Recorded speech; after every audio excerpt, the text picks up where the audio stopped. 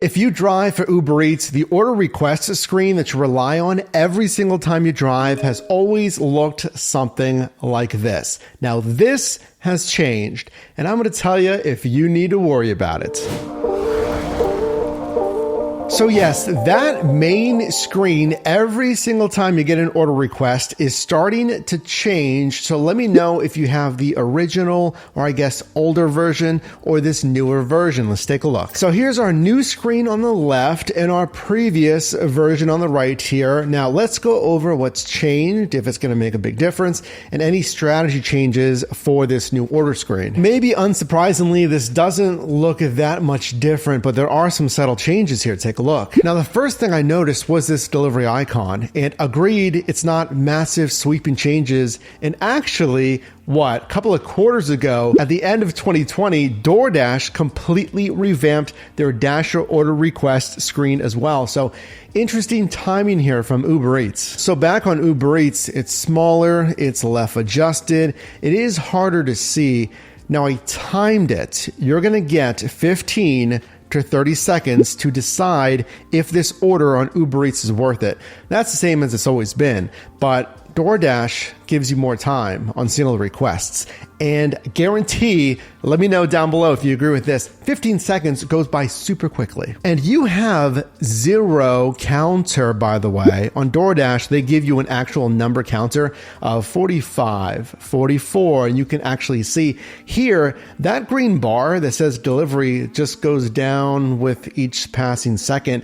But now it's even smaller, and keep in mind this is on your phone, and keep in mind this might be arm's length on a phone holder. Well, speaking of having something smaller and just harder to see on your phone here, so looking at the font and layout, we actually have a smaller overall order box. So take a look in comparison. These are both single order requests, but you'll see in red, that's the outline of the initial box, and in yellow, of course, that's our newer layout. The font size is exactly the same. The only thing that's changed is that smaller delivery bar window. But something else that is new to the screen here, now this might depend on Marketplace, so let me know which variant you have here. But what we're seeing here in Pittsburgh, we still have this X up top here, so that's where your decline button is going to be. But exactly why we're a team here, because I'm one person in one Marketplace, so consider subscribing, drop a like on this video if you appreciate the content that we provide here, helping you make money in different side hustles. One driver said, actually, the new screen has a decline button on the top right-hand corner instead of that X. So it will look something like this. So let me know if you actually have a decline button or if you have that X there. I kind of like the decline better. I mean, anything that makes it easier to make the right decision.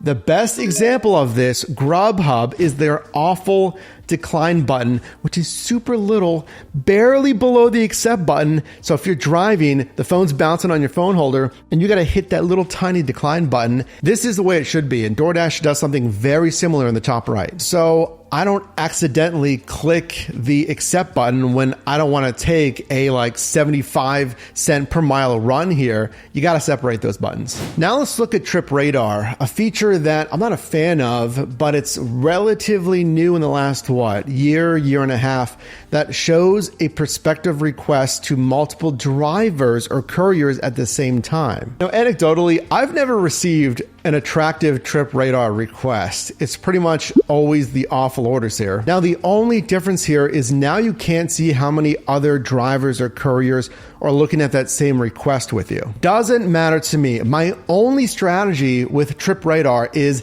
the second I see it's hitting our channel metrics of a minimum of $1.75 paid out per mile, and we can't even see the map on these, because if you got this as a standard run, you'll see the map, the starting, the ending destination.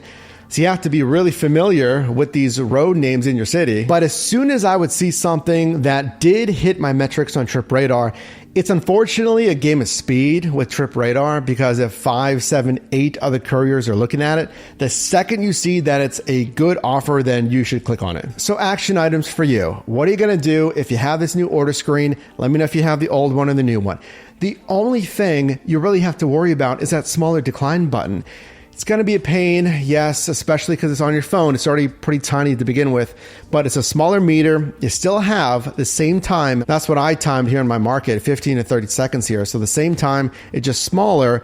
And then the decline button. If you do have a new decline button, it's a nice like peace of mind thing. It's a little bit easier to decline as well.